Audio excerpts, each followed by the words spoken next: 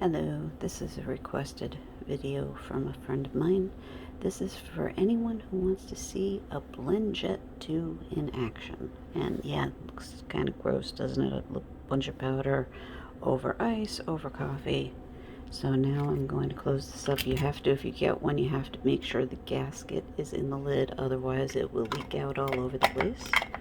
So I am just now closing the lid. Kind of hard to do this one-handed because you have to make sure it's cut all the way, but getting it all closed up. Hold on, sorry for the view of nothing, but now here we go.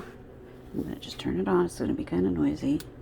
Actually, it's not so bad. I thought it was gonna be noisy because there's a bunch of ice in it. I'm just gonna shake it around just a little bit. That chocolate may not wipe away too much. Oh, it's giving me an error, probably because it's too full, but I just wanted to show you the BlendJet in action. It shuts itself off. That flashing red means probably too full. Anyway, cheers. I wanted to show you what this looked like. Hold on, you know what, I'll keep the video going. This isn't going to be a short, but for anyone who wants to see this, hold on, let me just give you a boring view one more time. Sorry, very sorry. Pardon the black view. Sorry about that. I'll bring it back up in a sec. Hold on.